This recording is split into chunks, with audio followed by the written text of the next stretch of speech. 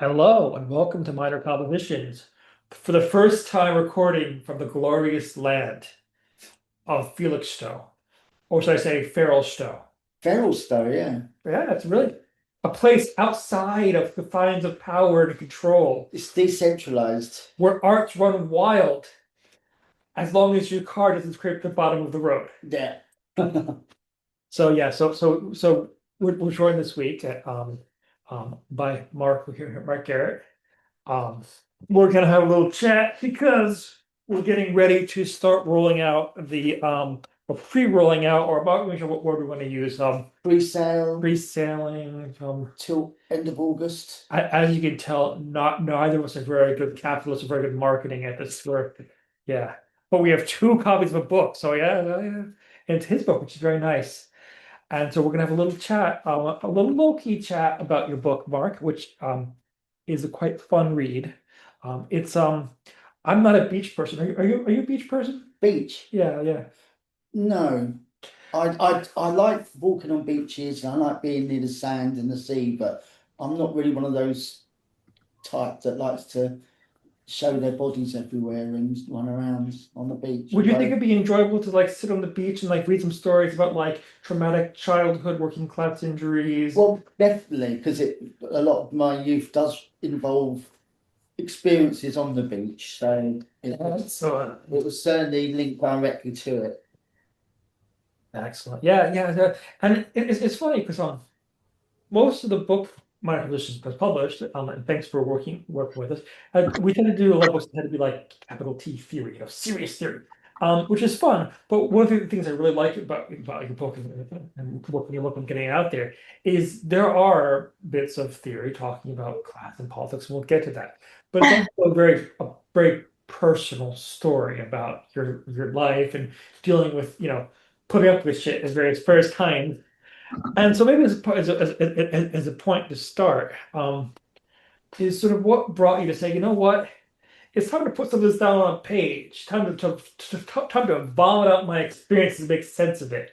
I suppose it's to do two things, really, two key things. One of them is that my mum died about 4 or 5 years ago, and also I caught cancer about 3 years ago. And but before my mum died, she's had such an amazing life, and really very different to a lot of people, or it might not be. Uh, and I always said, "Why don't you write book?" And she goes, "No, you write book." And that kind of resonated with me. So when I was in hospital with cancer, I just made notes and think, okay, I've got to write a book because there's so much stuff there that people don't know about. And I've spent so much time hiding all this stuff that's been inside me. And it just feels relevant now just to put it somewhere Hmm. and and see what it does, see how it affects the world. There could be an interesting sort of story there about the hidden importance of mums in political theory. And even especially in my political theory, I think you hear about about 10 years ago, I nominated G. Voucher to get an honorary degree. And her response at first was like she normally would say, no, I don't care, I don't want this. But she said yes because she wanted to make her mom proud. Yeah, I know that one. Sadly, my mum died a couple of months before I was officially got my PhD, Mhm. which was a bit frustrating. It's during COVID as well. So she would have loved to have seen that because I'm the only one in the family from a council estate that's got a PhD now, a doctor, which is very unusual from where we come from. And so they all think I'm posh now. So Do they that's think not my family. do they think you're good at Monopoly? No, I think they're better at it, actually. Ah, In fact, the irony is, I think they've got more money than me. 'Cause they've got proper jobs and, you know, well, I mean, now they have anyway. that's one of the interesting things is that oftentimes the cultural politics of class don't always coincide with sort of like economic indicators. So you can have, let's say, people who are objective, like posh monetarily trying to look like they're slumming it, and people who actually, yeah, yeah. Yeah, it's really funny that because I remember uh, my mum used to have scar parties at our house with her black mates used to come round and they used to have scar parties for a couple of days and the black guys would come along and they would be just like dressed so smartly and it would just be it would just be amazing just to see how stylish the men were. And they'll be wearing like suits in the 60s, Okay. really tight. So you're saying ska like SKA? Yeah, scar Okay. For a music. second, I think you were saying scar like SCAR, and I was trying to figure out what you meant. I was like, okay, okay, okay. Yeah, no, we didn't have 2 days of scarring each other. Although it probably felt a bit longer than that. But the ska music was just so great because you've got poor people that are different than you that have found a style about themselves to feel proud of. And that was really nice. So that was like a thing that you, and so when punk came along, it was kind of similar, a bit more scruffier, but you're claiming your own culture, aren't you? Through clothes and the people that you're with. And there's a kind of an allegiance through the music. So yeah. We're going on a total tangent. That's okay. I remember last year I went to see for the first time Acid Head Charge, who are amazing live. African Head Charge, yeah. Yes, so what is it? Yes, I used to play bass for On You Sound in Bristol that used to play with African Head Charge. I saw them in Ipswich, and what I was really they were amazing live. And one of the cool things about when I saw them is there was this older black gentleman, I'll say probably in his 70s, who was wearing a three-piece suit and was dancing with a cane. Yes, And that guy had such style. The way he just would move was sort of like, exactly. That's people that I think the most interesting people are the people that believe who they are or exploring who they are beyond the kinds of cliches that we're told to be, and I think with black culture in the 60s when we did with ska music, they were grounded already. They didn't need anyone else to respect them. They respected themselves already. And you can feel that through the music. Culture was already there. They didn't need us to, you know, or anyone else to give them culture. And I think that's a really key thing. If someone gives you culture, or if you take it on your own terms. So, but there's an interesting thing there, um, in that, um, on some level you could say dancing is maybe not so important. And that's we could say for people who, let's say, don't have economic or social power, don't have status, but have a moment where they can claim some sort of freedom, some sort of joy for themselves, and an authentic expression of how they're interacting, that is meaningful because of that. Uh, um, and you can put a lot of things into it.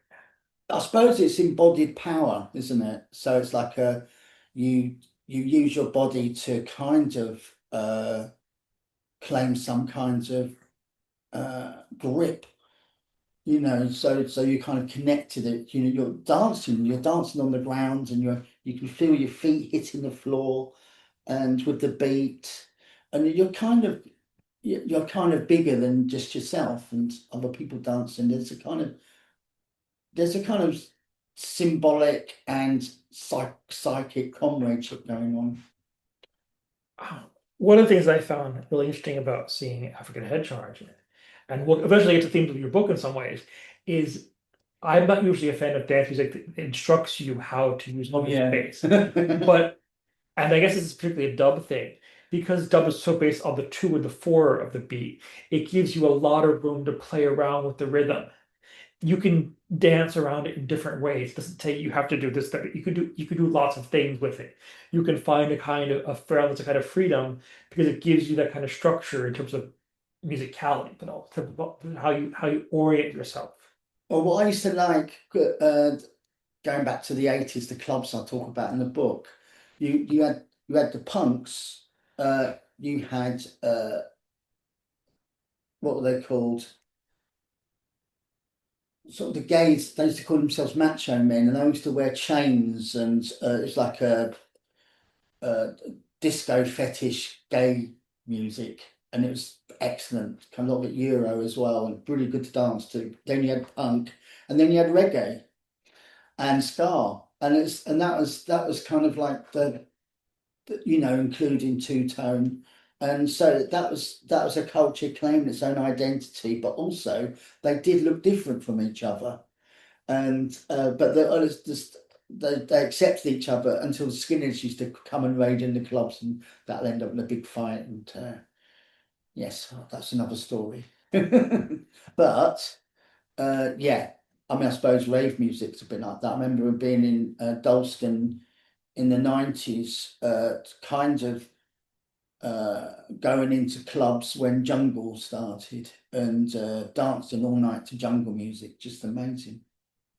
I was the only white guy, but I loved it. So, and because my mum used to go to a lot of clubs and dance, and it's in the family, I think. So, I mean, my twin sisters who are younger than me, you can't stop. They just dance and dance and dance. They just love music. So, it's kind of family thing in a way. Mm, It's what connects us all beyond politics. mm. Yeah. So maybe I've already abandoned the plan, but let's go with the plan. But maybe I suppose we should start a little bit about with I don't know, let's start with the title. When you talk about the idea of the feral class, what do you mean by being feral? We're gonna throw that word a lot around a lot. So maybe we can start with who would be the feral class? The feral class are people that don't have networked affiliation or cultural comradeship, like unions, and a kind of traditional left wing support structure. Mm, And the feral class are the ones that fall through the gaps, say, that are not very good at going to all the meetings. They're not very good. There's many of them. They could be travelers. They could be nomadic. I mean, in the traditional sense, not in the bourgeois sense, as many nomadic people are now. It's like it's a more like a life choice. Which, if you're nomadic, before it's very much part of your culture and a tradition. And I just think that feral class kind of just is an underclass that doesn't know it's feral class, or doesn't see itself as underclass even. It doesn't necessarily see itself as working class. mm, And I think that, but the connection between them is that they've been through an awful lot in trying to survive in systems that are against them or designed against them, and don't like social worker or certain systems that are kind of just do not understand uh, the needs of the people that are being influenced. You say like my mum, for instance,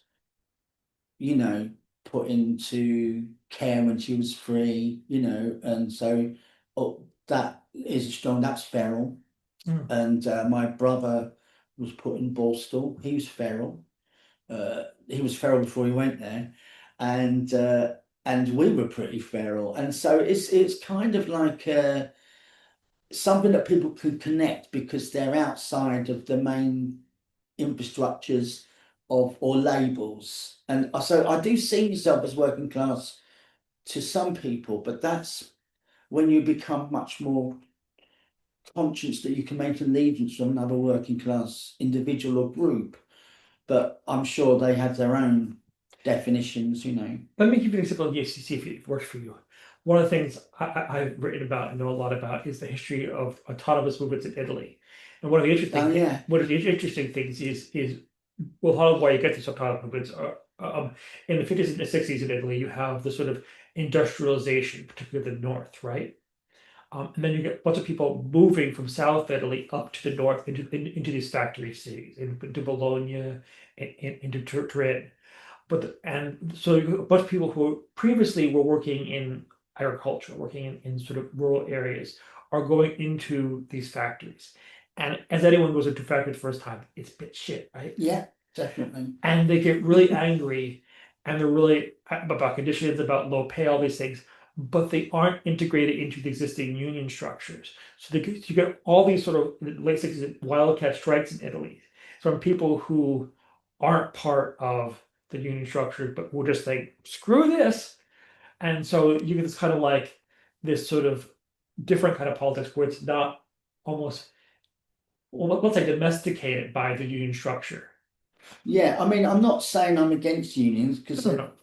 I've been, working in homeless centres where unions are extremely useful, and obviously in education. But I just think it's when growing up, the feralness seems much more raw and less likely that the infrastructures around related to you.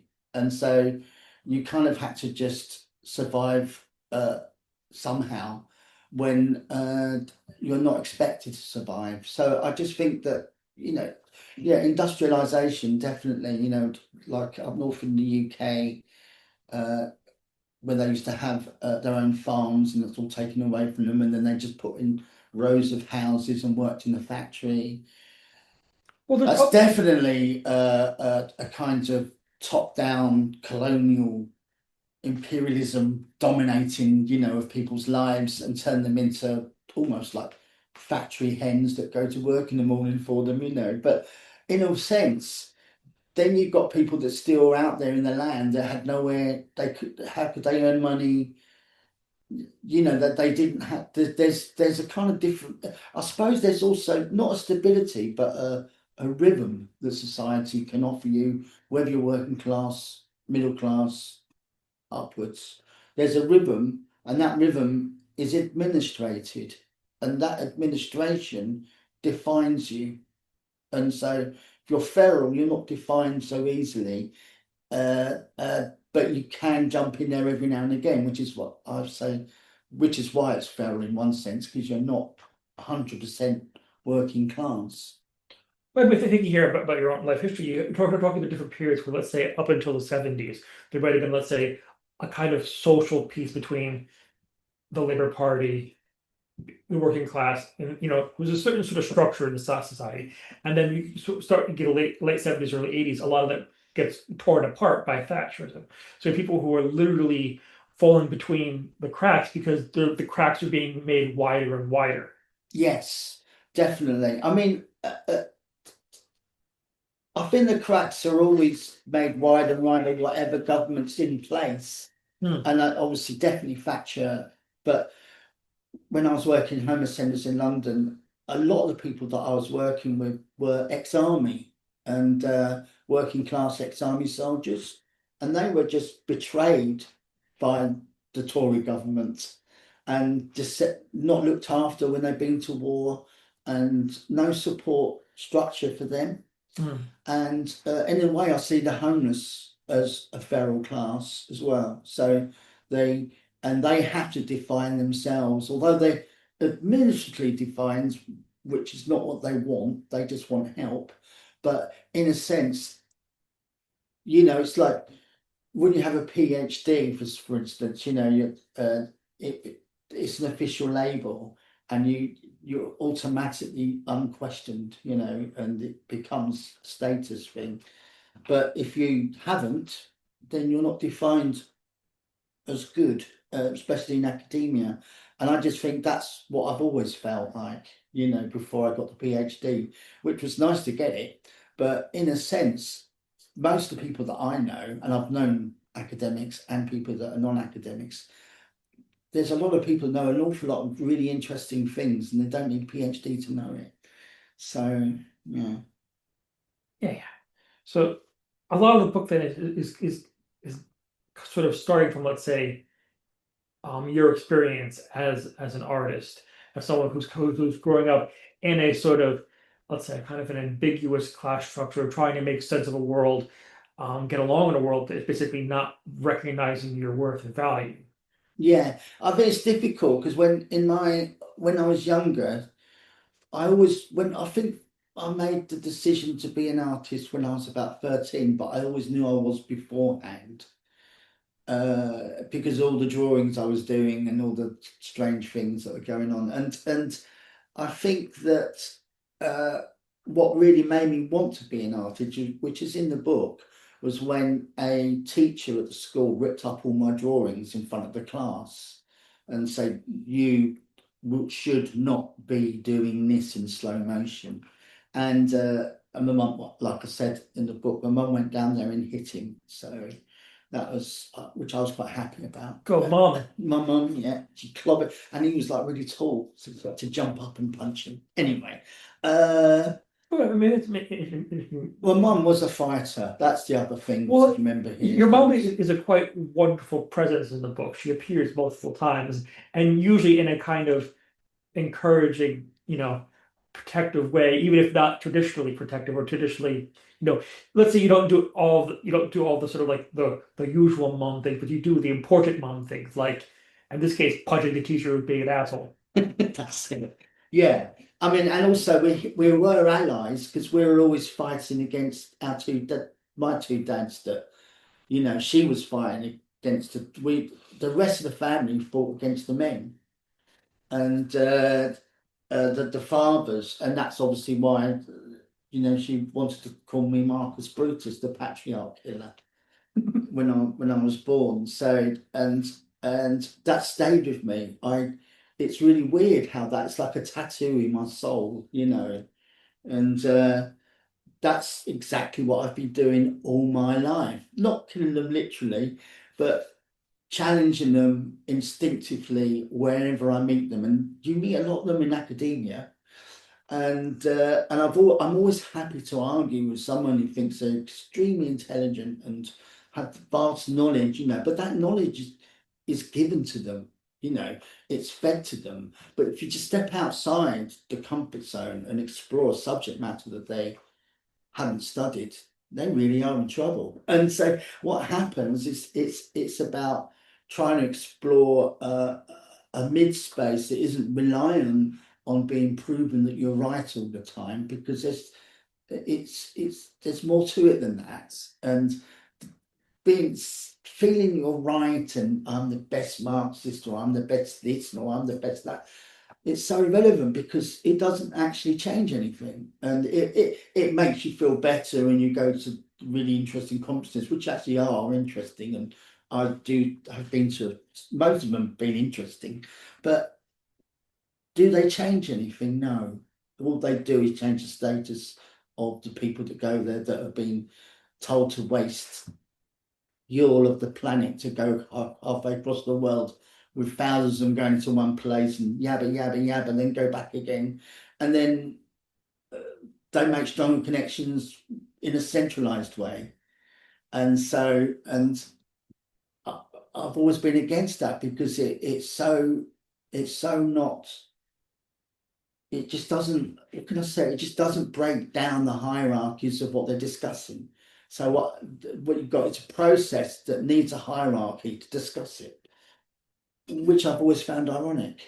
So it's you need order, but that needs to be decided amongst the people there and then of how they're going to discuss something, and explore it on their own terms. But when you've got a massive infrastructure and you've got someone standing there, which I've done keynotes and stuff like that, but I don't know really.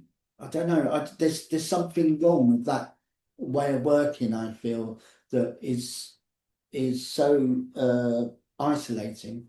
Even for me, when I go to these places, I know I don't belong there. So yeah. Yeah.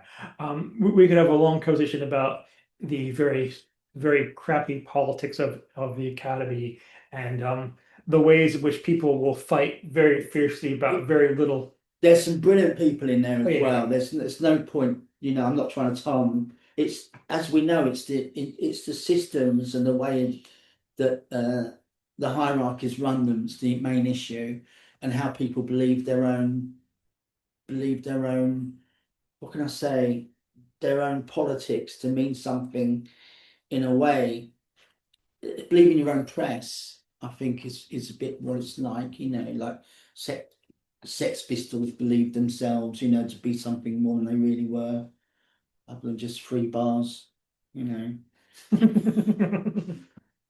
I think a part of it is, and then is it, to make the point, sort of move away from it a little bit, is partially there's kind of joke that oftentimes fights in the university are so intense because the stakes are so low. And what I mean by that is that there's very little actual world impact. And what you're looking for is more sort of like symbolic jousting for status. And that's at times can be very boring. What's more interesting is how do you step outside of that? How do you actually communicate? I think that's a good point. I think you've got a few versions. You've got 1968 in France, haven't you? And then you've got the other version, which I quite like, which is a lot of my anarchist friends are permaculturalists. Hmm.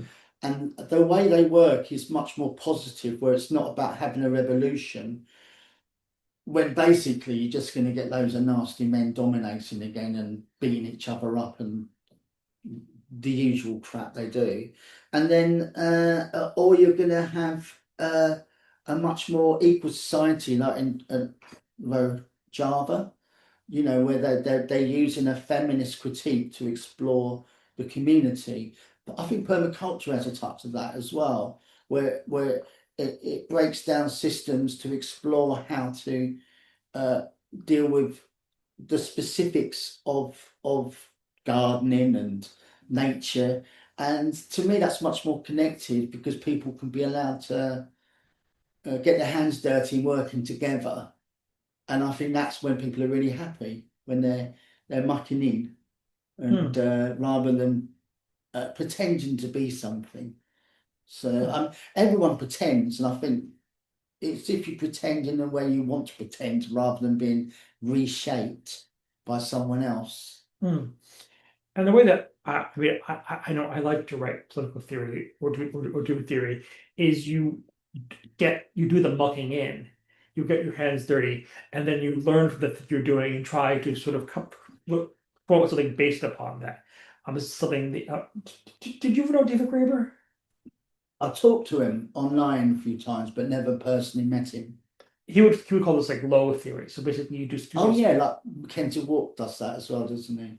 yeah, yeah. So it's not abstracting. It's you start where you are, and where you are might be an artist who's fallen through the cracks, might be someone who's precariously employed, and you try to make sense of the world and and how you're interacting based upon the starting point. So that's me, isn't it? Low theory. Yeah. Could be high theory. I don't mind a bit of high theory, but low theory, yeah, it's a funny one, isn't it? It's funny because when one categorizes whether it's gender or class or race, it's almost like you have to give away some type of freedom to be seen. It's a weird symbolic thing where you kind of like you have to hand in a chip or something or something just to negotiate being accepted somehow. And when you get terms like low theory, it's quite interesting because I've never known how to use it properly for myself.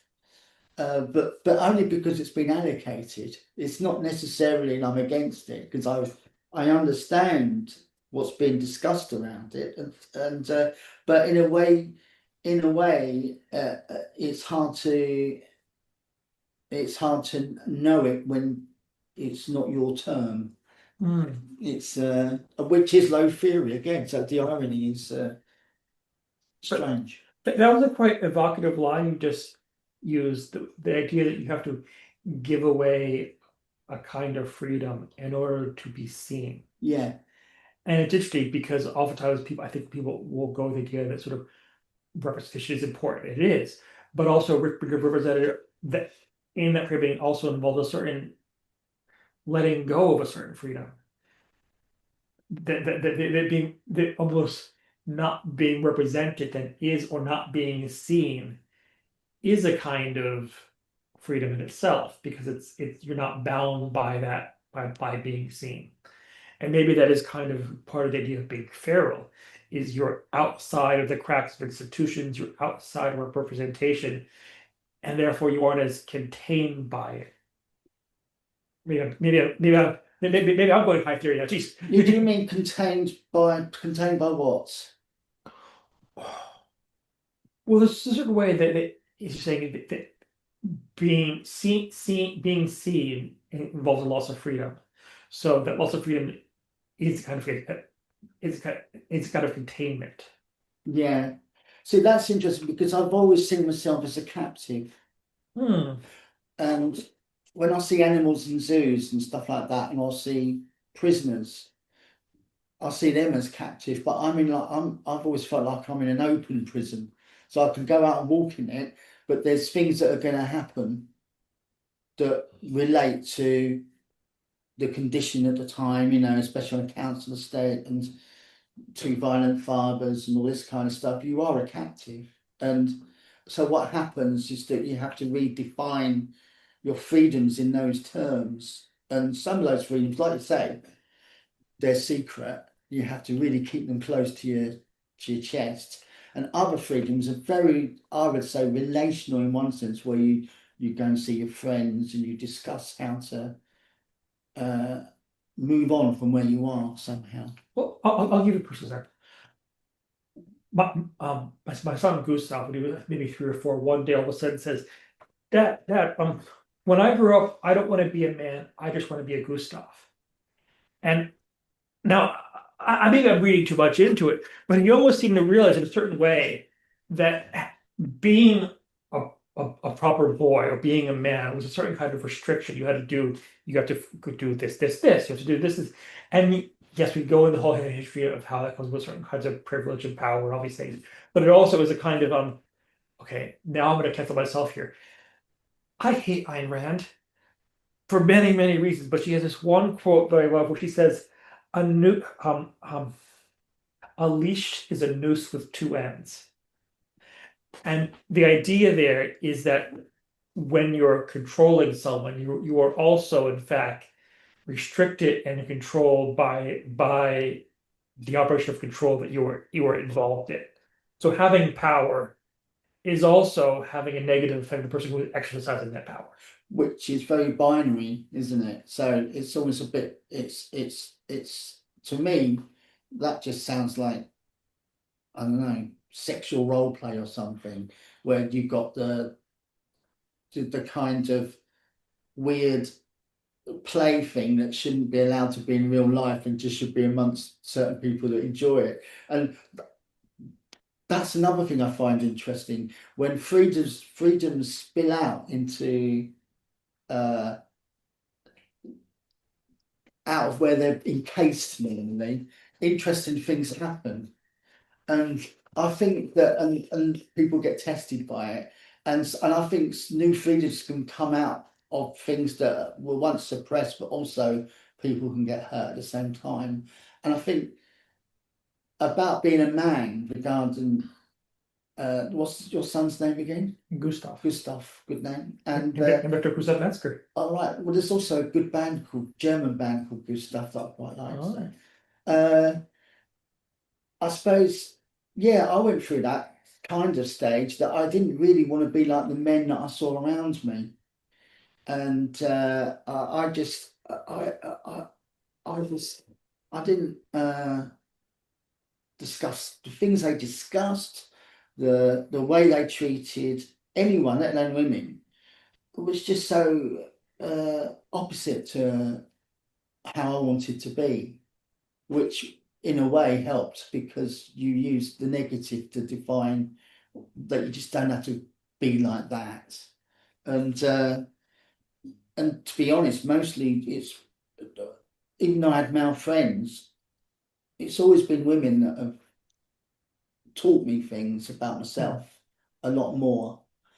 Men are so competitive and so they just literally wankers, and it's hard. You're always fighting and trying to prove yourself and biggest muscles and all that nonsense, And I don't know. I like the idea that you have a man that doesn't have to be a man that's owned by a particular kind of brand or a definition that's handed by even left-wing culture, or I just think there's so many different types of men, just as though there's different types of gender.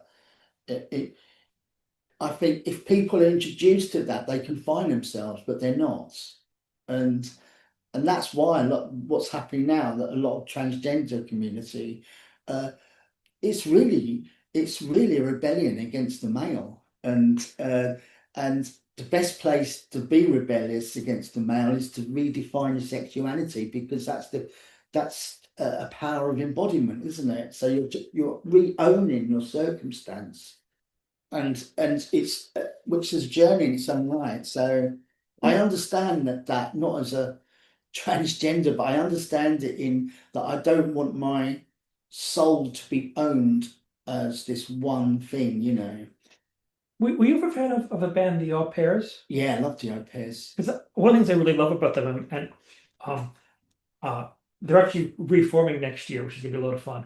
But particularly their first album, Playing with the Different Sex, is the way they write songs about gender and power relationships and trying to transform those power dynamics, which was, I think, really super interesting for what 82, 83? I think like 78 to 82, Yeah, yeah.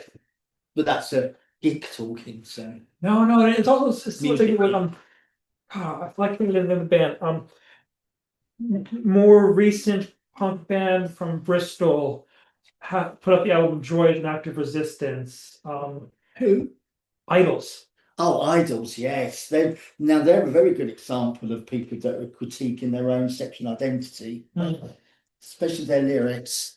Yeah, I definitely enjoy their music and their anger of being a man is really quite interesting, because like it's not like saying, "Oh, I'm a man, so I'm going to attack you because that's what I do." They're almost attacking their own sexuality. Well, even so, is they're angry at the ways that they've been prevented from experiencing the world fully because of being caught in. Okay, so bell hooks will talk about masculinity and psychic self-mutilation. You can't feel these things, you can't express these things, you can't do those things because they're feminine. And so it's almost as a wound of saying, no, I can't experience this because this is the wrong thing to experience. And they're almost upset about being restricted from actually experiencing the world. Yeah, yeah. I mean, if anything, the world is literally our oyster, isn't it? It should be that. It should be where you can define. If I want to be a hamster or a woman or whatever, or mutate myself, that's my choice. And as much as it is anyone else's choice. And obviously, the Conservatives will not allow that. But the real journey of living is actually finding out all this stuff and what it feels like, and then coming back to, okay, I don't want to go there again, but uh, I'm happy if you like that, but I prefer this. This feels a bit more closer to me, that kind of thing. But there's an awful lot of people that will not go anywhere, and because they don't want you to go, or me or other people to go there either. Hamster is an interesting choice. Do you want like a ball to run around in? That'd be kind of fun, actually. Well, a hamster. Yeah. Well, I suppose it's interspecies talk, really, isn't it? So, I actually like the idea of a hamster ball, though. Just you get to like explore the world, but you're actually sort of like semi-protected from it. hamster viewpoint. Yes. I quite like watching videos of hamsters. Uh, and any other questions so we can move on from the subject of hamsters? Oh yeah, I suppose I should look down at the things I let the record show. I actually wrote questions, which I've been basically ignoring and just talk about random stuff. But that's actually more fun in a way. It is. Okay, now let's talk about vomit. Oh, So, yes. so there's a bit where you vomit outside of Christie's auction house in New York, which I thought was a quite interesting moment. It's almost like you're like at first you think like I've got to the citadel of the art world. I get to meet my heroes, but oh jeez, fuck jeez. I mean, I'm just thinking of it like not just as a story, but also like what's that like to if I actually when you get to somewhere that you think you want to be, and then discover that you're actually nauseated by being there. Oh, happens a lot of times. That's just one example. So yeah, went to New York. This is about 1990. I was doing a lot of abstract painting at the time. I started winning prizes. I won the Wolfson 25 in '88 in Oxford at a young age, and I started becoming like a career artist, and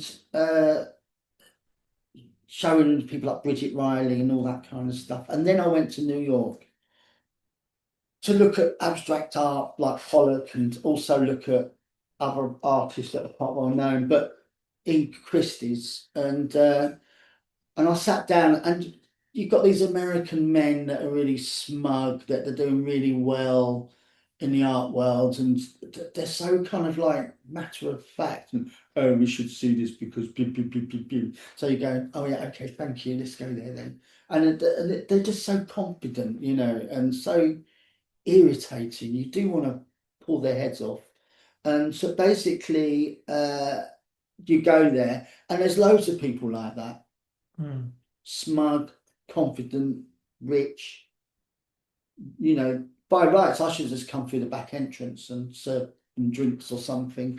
But I was there. It was a very alien place, because that was the start of it in a way, and it just didn't seem as though it related to anyone. All white, mostly white people, and then you see like Picasso's, Frankenfowler, all going along, Donald Judd, etc. All the American heroes other than Picasso, European heroes as well, I suppose. They're just like, which was a lot of money for me. It was like 2 million or £800,000 for something that big, and it was just like, and everyone was just like, yeah, that's mine, that's mine, that's mine, and it was just so cold. But And I just started, when feel seasick sometimes, and I suddenly started getting a real allergic reaction to the whole experience. And hmm. I literally was going to throw up in there. And I didn't, it wasn't something that I could control. So I just ran out and I threw up in the street. And someone who was homeless came over and patted me on the back, said, "Are you okay?" And I just thought, wait a minute, this person's closer to me and knows what's going on with me than this lot. And it made me realize that this isn't my world. Like this is the moment where you realize that for you, art might be about creativity or passion or any number of All things. those illusions. But you get to a space where you realize there's people who are approaching it more like a stock portfolio or an investment option rather than like something they actually care about. Yeah, and I suppose I suppose I was too romantic, and there's many things you can say about that, but it was deeper than that. It was instinctive. It was, it felt quite fundamental, and it kind of, I think it defined where I was going to go, in the future, what's going to happen. So it just woke me up. Hmm. And all my other friends were carrying on enjoying trying to get him to be seen, people pretending that they were kind of like Brit artists and stuff like that, trying to fit in within that market framework. And it just seems so boring and tedious, and the whole process, I think, ruined the meaning of the work itself. But then you can see how a lot of it you've done over your life. Then it's almost about like I'm not a part of this world. I want to work on creating infrastructures, communities, people who are outside of it, who want to create things together, whether it's a zine or a pirate radio station or an art space that doesn't operate according to that logic. Yes, exactly. And everything I've been involved in, like street art in late 80s and early 90s in Bristol, pirate radio, a touch of pirate television. And it's all about making your own culture, building your own tools, and not allowing to have your voice dominated or collective voice dominated by which is prescribed for you. So, and at the art market, it's a prescription. It's a a thing you have to grow up to be part of. You know, it's like what conservative people accept as normal. Mm. You know, it's like you hear it all the time. Daily Mail readers saying, "Oh well, lefties are young people, and older people are conservatives." Well, that's not from my experiences. I've got quite a few mates that are not that are lefties that are in their 60s and 50s. So there's this dynamic going along where you've got to accept capitalism to dominate your psychology as part of growing up. I don't think that's true. So yeah, I think you can reinvent where you are. You've got to accept that you're in capitalism. It doesn't mean it's always the boss of you. Yeah, we can look at sort of what kinds of structures or communities can you then create and keep recreating that allow you to exist without, you know, operating in that sort of capitalist mindset. But I just think you can't. I just think if it's infrastructural, I think it goes so far without money. And I think after time, you have to try and get money from somewhere because the more people that join it, the more it costs and the more demands come along. And so Ruth and I with Furtherfield in mid 90s, well, we had to start finding money to get what we wanted. And Mm. so it, we both ended up with 3 jobs. Like I was working in homeless centres, I was teaching, and I was working with Furtherfield. And so, and that was really hard work to get something in a capitalist system to exist that you believe should happen. Mm. And but it's still going now, Mm. and so something happened. You know, although I caught cancer, so that probably part of it. Maybe there's a bit in the book we talk about how your PhD like made your cancer worse. Yes, it did. Stupid. Yeah, I think it did actually. It's the people I was working with were brilliant through the PhD. I mean, they were top notch. They were Joel McKim and David Garcia and Nick Lambert were the 3 main people that took me through it at different stages. Uh, Ironically, when I first applied to do the PhD, someone from Goldsmiths was an external examiner, and they said that I was like a cliche Shane Meadows, and as to be offensive. And it was just like, oh, well, calm down, you know, I haven't even got there yet. Just and it was almost as though I don't know that they were offended by this working class oik coming in and kind of assuming that I could do this PhD, which I did. But there's some Aboriginal friends in Australia that felt the same thing, and I think it's across them, which actually relates to most of those people have done autoethnographic Mm. PhDs because it brings in their own community that reflects their own culture and their own identities and politics, which traditional PhDs has a distance. And I think what's so nice about autoethnographic PhDs is that it immediately it gives your culture a voice at the same time as giving you a voice. So you're not just like, oh, I'm a genius. It's like you're building a case for a collective genius that's not about a kind of status. It's about exploring the world with others. The paper itself is almost like as you're writing it, it's a networked piece symbolically, and so it becomes a live thing. Well, I mean, and this is part of one of the problems of the way that PhD is different frame, where it's almost sort of as inherently as in your individual contribution to knowledge. It's only yours, and it's oftentimes the best contributions to knowledge and thinking are not things you do by yourself, but are conversations you have with your community and with people you love and work with, and rather than just you by yourself. That's it.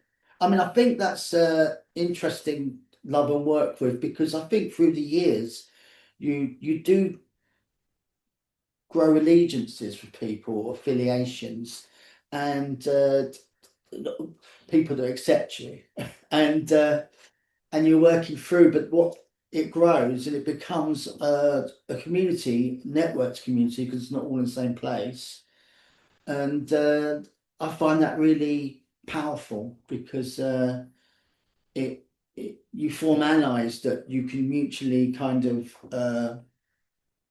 I don't know, have access to knowledge to and share, which doesn't need the typical infrastructures which are out there. And it's good because you've got like pirate care, people like that that are doing really interesting stuff, and Cassie Thornton with hologram, and these things where people outside traditional infrastructures are building knowledge systems and care systems that allow an intersectional, diverse group of people to explore similar subjects and contexts. You could probably argue, or I would argue, that the shadow libraries of the world do more to give access to knowledge and information than all the world's university presses. I think you're right because when reading Federici, I found it really interesting when she was talking about how uh, when women are being burnt as witches because they started finding their own grounded knowledge, like medicines and all kinds of stuff, and how the men that were with them were being killed as well because it was like it was a class issue, and so it was very much about where people that started getting too clever for themselves in a way and independent were no longer able to be used by the state, religious or not,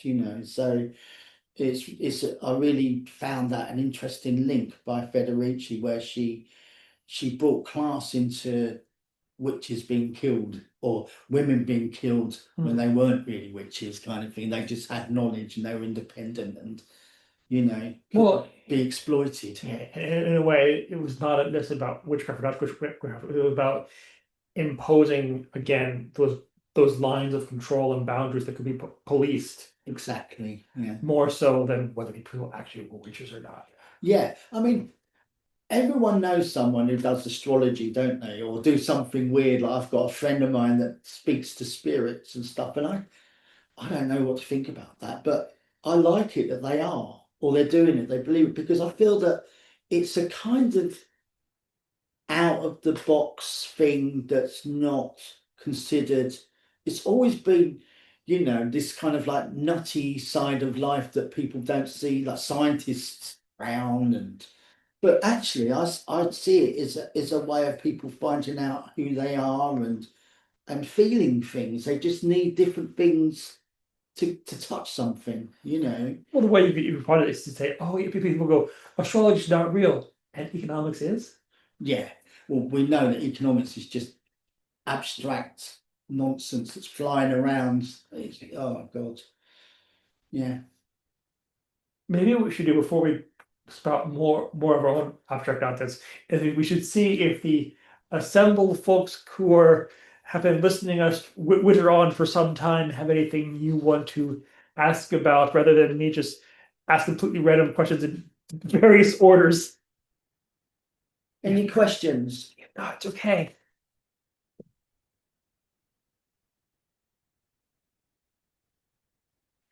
It's okay. Can't hear Can you. I- From Hi, Finland. hello there. Oh, we can hear you now. Hello, Mark and Stephen. Thanks, and hello, everyone else. I'm Andrew, and uh, I want to ask a question about the relationship between your autoethnographic thesis and your more recent book, Feral Class, because I get the understanding that you also present it, the most recent one, as a memoir. And I wonder if you could speak about what value you created by creating a memoir instead of a self-reflective autoethnographic text. What do you think Yeah. is the benefit of that? Yeah, so at the moment I'm writing, well, I've just written this one, but I'm writing the Furtherfield book with Regine Debatti and Martin, I forgot his name now.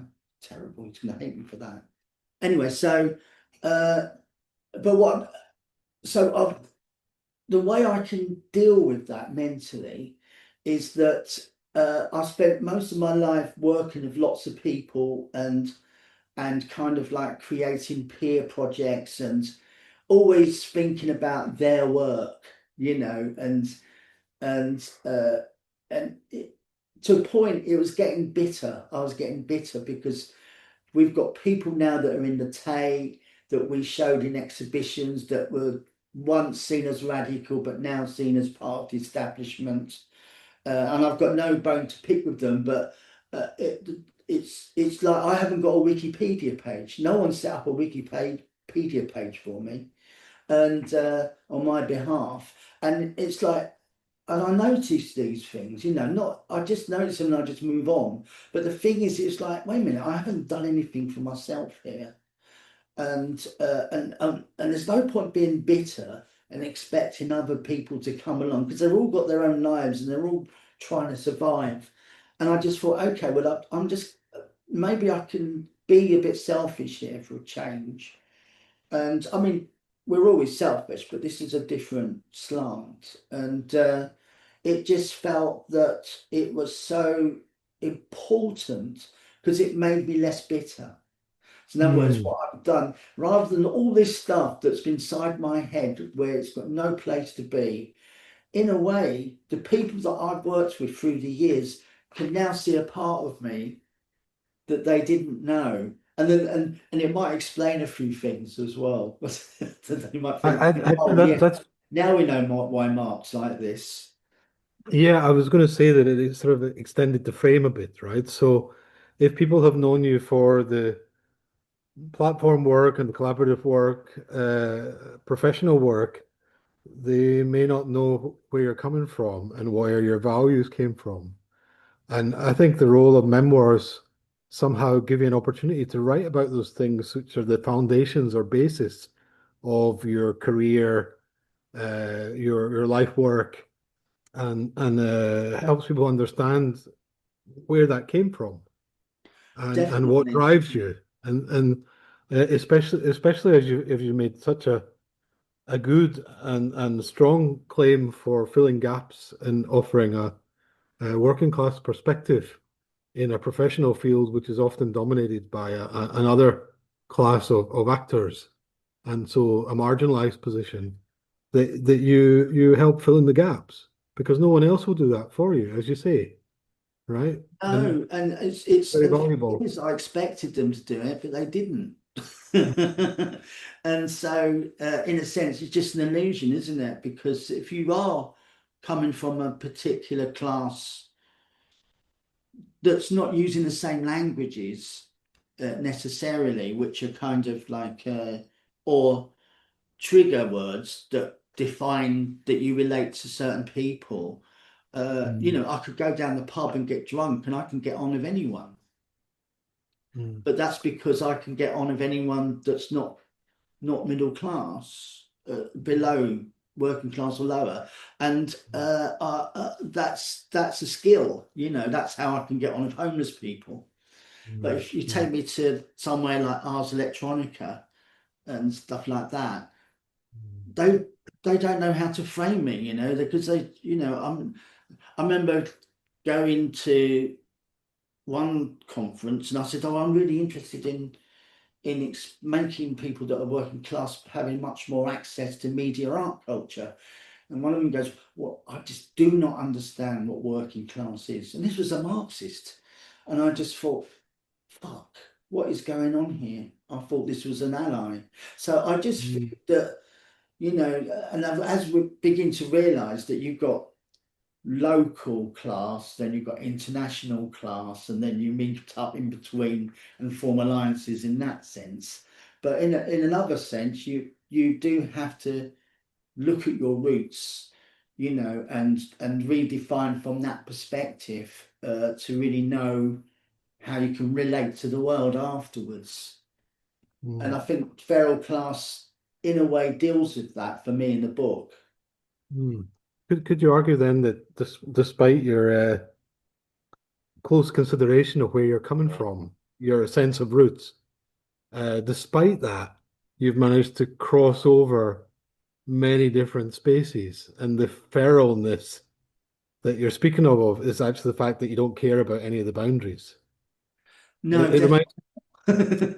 it reminds me a little bit of a quote which I think has been attributed to even Queen Victoria, which is ridiculous, but like the idea that artists are the most dangerous ones because they can end up engaging with every and any class.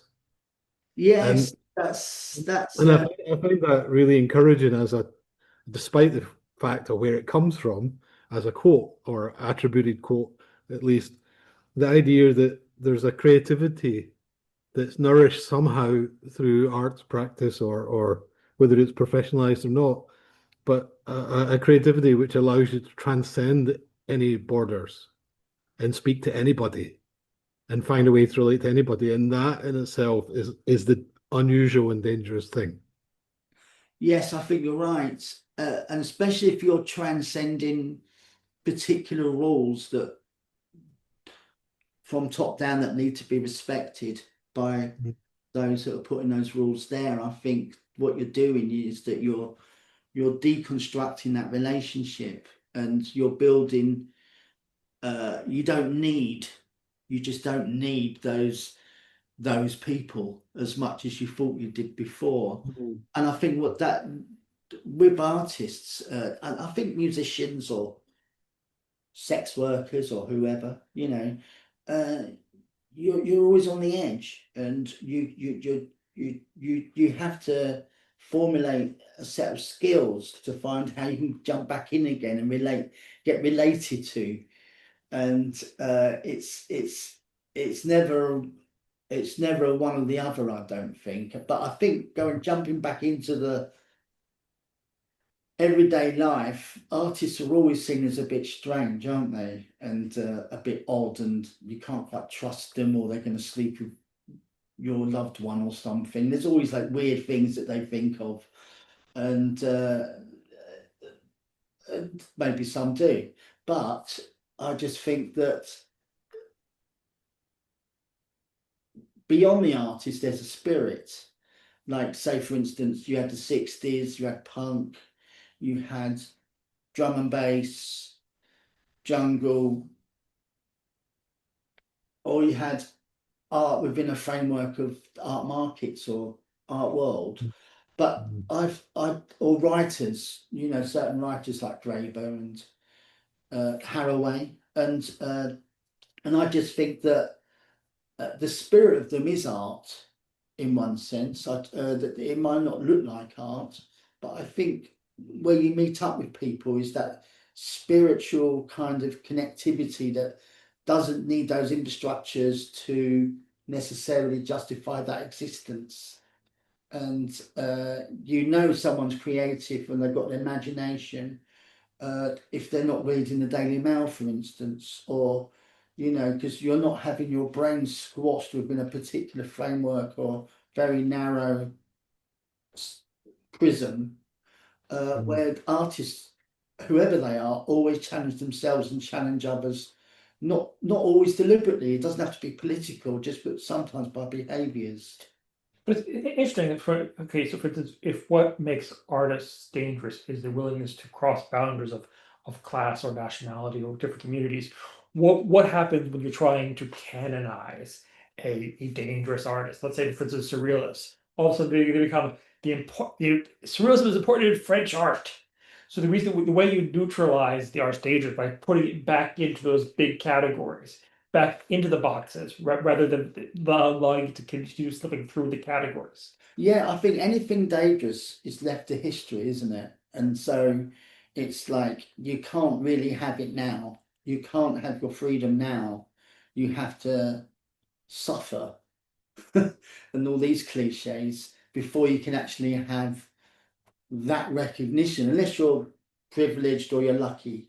But most artists and most of us here are people doing amazing things and would be written about uh, like situationists have been written about, and maybe will be, but at the moment it doesn't feel like that. It feels like the world is caving in, on itself. And I just think that what's left for artists that have got a spirit that's not dominated by other voices above them, they're the most crucial people. And what artist looks like, I think, can be almost anything. It's almost like just owning your own soul, and it's about what you do with that. We should probably start nudging towards it conclusion at some point, but I want to ask you sort of Yeah, go on, ask some specific questions. no. I'll ask more specific questions. Like, for if the pharaoh class could write its own history, how would it choose to do so? Like I mean, like for instance, it wouldn't be the same version. It wouldn't be institutionalized in the same way. So, what form do you think it could take? I think there's various forms. One form is that it can be clandestine. So in other words, it doesn't necessarily need acceptance. It's something that exists anyway. So you can't stop it. It just is. But to acknowledge what feral class is, in a way, is almost to acknowledge what it's not, and that's where you define it in a way. It's defining your own. Say if you're a traveller or someone that's doing something that's not officially respected by traditional culture, I think that can be a decision to do that because of that, and that can make you feral class. But as a group of people, I think feral class is so disparate and unknowing of itself that perhaps now's a time where people can start finding parts of themselves that they feel is feral and try and know what that is on their own terms to see what that is. And I think that's the most important thing, because it's not about it being accepted within a kind of traditional framework, because that wouldn't work for feral class. It doesn't want to be defined. It just wants to be finding new affiliations and new ways of existing and somehow, mutating in that way. But yeah, I mean, being working class at the same time as feral class, I mean, as in lower working class or even underclass, the book definitely grapples with that. Tries to really feel what that is, but it's always a constant question what it is and whether it's even relevant. It might not be relevant in the category of particular types of academia, but so what? In a sense, like, yeah, okay, it doesn't matter what you think or anyone thinks, because it is what it is. It's like a leaf. A leaf is a leaf. A plant is a plant. A wank is a wank. A hamster is a hamster. That's it. You can't. Sex is sex. You can't. These are real things that define themselves through existing, and it doesn't need that distance to accept it. That outside looking in and saying, "Oh yes, well, are you good enough to be accepted within this type of historical context?" And it's just like, well, it's always been here. It's always existed. Sometimes it just didn't know that it existed, or so just using feral class, like talking to different people like Cassie Thornton, and they know exactly what it is for themselves, because they are it. And so you get a breed of people that don't quite fit in, that know it. They kind of know what that means as soon as they hear it, but they don't feel that they're typically working class for whatever reason. They might come from a posh school, but something's happened to them. That journey has redefined who they are. It's not always just working class, I don't think, either. It's actually a type of class that's just not visually accepted, and you see who fits within that context.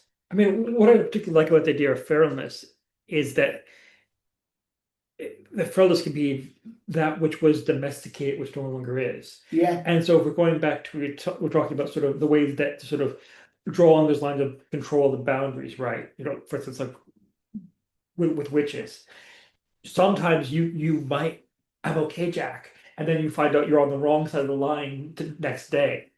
So it's not a defined thing. It's just constantly shifting boundary. I think, and sometimes you can recognize feral class by certain incidences. Like you can think you're part of the revolution and you run forward, but everyone else has gone home to tea. And you just think, oh, wait a minute, I'm running for a different reason than everyone else here. And you find yourself out there, and then the enemy can see you, then they grab you. And it's just like, that's feral, that's what feral class feels like as well, because like you believe something and you go so far with it, but other people would just go, oh no, that's it, that's enough. And so what happens? The feral doesn't know when to stop. They because they don't know how to. They haven't got the tools to be sensible. They haven't got the tools to administrate correctly. And so that builds a language around you. And if you administrate brilliantly, you're definitely not feral class.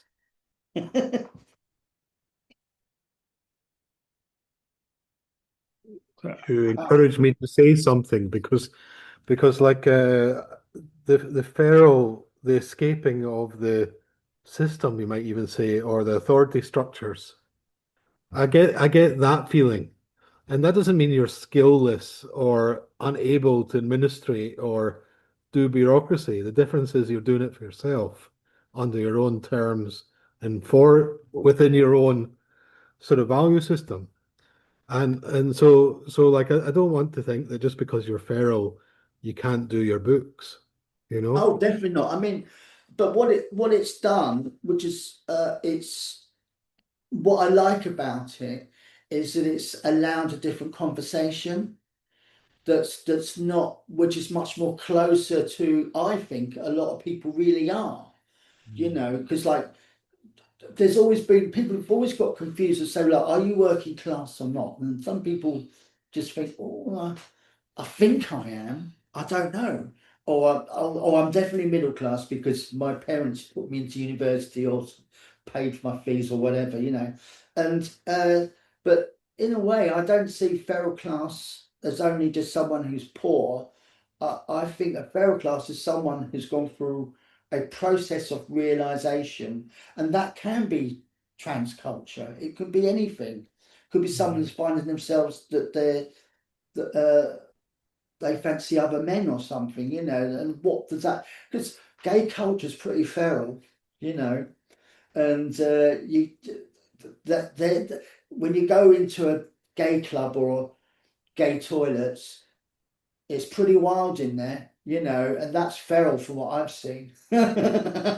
So what I'm trying to say is that you kind of have a mutualism that's, you know, it's got its own rules, but there's a thing of the moment when you know, yeah, oh, that's a little bit feral, isn't it? And it's not just about how extreme the situation is, but it's also about a raising of consciousness of redefining where you sit in the world. I think it's an interesting example. Okay. You know the song by Lou Reed, "Walk on the Wild Side." Do you remember a few years ago there was this kind of kerfuffle where there was a student group who was upset by it, and the reason why they were upset by it is because historically it's about Lou Reed, who was literally dating a trans woman, Yeah, being very accepted of trans culture, but the way they heard it and interpreted it was as a kind of almost like a framing it as trans people are deviant and they're unacceptable because they were so used to the idea that actually the line should be drawn that we're in normality, that even just saying something was deviant was a bad thing. yeah, Now I think that's a weird.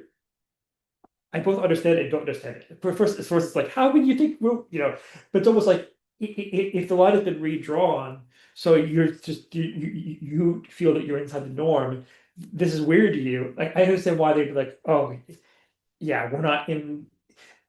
They didn't understand the context of what the song was written, which has changed over the 50, 40 years. I think from my own experience, especially like from my mum, you know, I didn't know porn existed until she played porn in front of me on telly. on VHS in the 80s. That I didn't know it existed, and she just watched to have fun with her mates next door, and they just watched it, and I was the one asked to go down to the video shop to get porn from underneath the counter because they hadn't watched it, they knew about it, and they all got excited, and it just got too much, obviously, because your parents were watching it. It just felt, and you know, when you're about, I don't know, 15 or 16 or I might even be 14. Shit. Anyway, so I'm always telling my nieces that they shouldn't be watching violent films and all kinds of stuff, but you do when you're younger. You want to see all this stuff, don't you? And you want to. It helps you define certain things, because like a lot of people want to see horror. Like I do like horror, but I hate slasher movies where you just see women always getting chopped up and things. I just think that's horrible. Detective films that have women raped all the time. It's just like, come on, be more imaginative. And so that's why certain films that have got monsters in are much more fun because it's not, other than Your Next, which is brilliant. The woman hero is brilliant in that. I recommend Your Next. And so, yeah. I think I might have swayed from that question slightly. It's okay. It's okay. It's like we're doing like a psychogeographic degree of It ideas. certainly is. We're not, we're confused and rambling. We're not both having a senior moment. We're actually exploring ideas, Actually, we're just confused and rambling. It's okay. Well, as I was looking at Chris's comment there, love the clandestine hope affiliating across feral class, a wink to all those with transgressive spirits overflowing domestic containments. So I think, yes, nicely written there, Chris. And I just think that in a way, feral class is like you're in the mud, aren't you? Really, you're kind of like you're you're just always in the mud. You know how you were talking about how you feel uncomfortable when you get to the part of the art world that you feel like you don't belong there?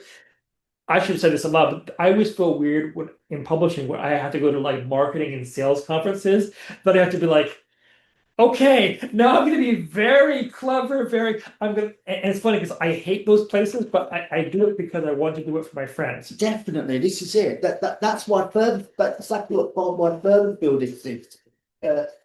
Is for some reason it's easier to create a politique or whatever through other people. So through their affiliations because they make your politics stronger, and you can just have them to argue on your behalf some of that philosophy. So the more of them you get, the more powerful the politics becomes, and I just think that is usually very exciting because you definitely don't feel alone then. Mm. And so it's a good way to meet people that are interesting is to create a gallery or Pirate Radio, and you get really interesting people sending stuff in. Like when we were in Bristol with Pirate Radio, we used to walk around with a basket around St Paul's in Bristol, and with the aerial, we've made our own radio, and we just walked around, and at that time it's called Savage Yet Tender, which Heath named, and we just shout out in the morning about 10ish, Savage Yet Tender, like the radio, and people would come out with their tapes, and we'll just play their tapes and we'll mix it all up, and it'll be like poetry, politics, music, and then and it was lovely because it was real people who have been very creative and listening to each other, which was quite nice. And it had about 10-mile radius.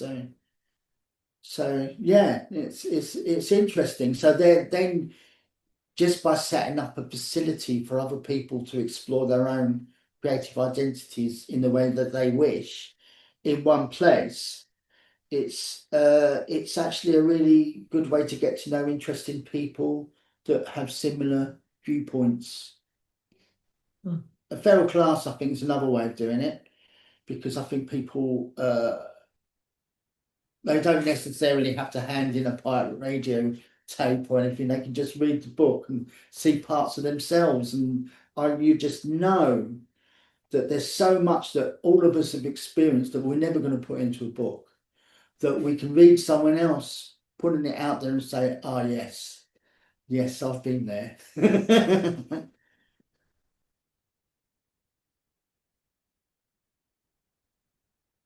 Yes, darling pearls. Excellent. Well, I think we might nudge towards at least a pausing of the formal part. We keep chatting if you'd like, of course. Um, but thank you everyone for coming along. And as you can see, I've done my good job of being a very responsible, very clever marketing person who there are questions. Um, I'm sure any second now requests for the movie rights are going to come in. Okay, but that'll be the last question. Who's gonna play you in the film, Mark? Oh, it was going to be who did Gladiator? I don't know. Who did Gladiator? Russell Crowe? That's it. Yeah. I was. He's too old now and too violent and grumpy. But the character in Gladiator could play me, because he would be fighting against the powers that be and some spoiled Caesar, that like Trump needs to be dealt with, and someone. Then I was told that Mark Ruffalo might play me. Well, a good choice, good choice. Yes, and Pedro Pascal. now he could. Yes, I think definitely. Maybe Danny Dyer could play me if he lost a little bit of weight, but his voice though is so. I mean, he is actually a very good actor. He's because he's worked with Pinter and all these other times. So, but yeah, I suppose it's Danny Dyer really Oh, at the moment. okay. Well, we'll have that as our concluding thought. Render under Caesar what is Caesar, but render unto Mark what is Russell Crowe's characters. Yes. Yeah. So yeah, so thanks everyone for coming along. That's the book backwards.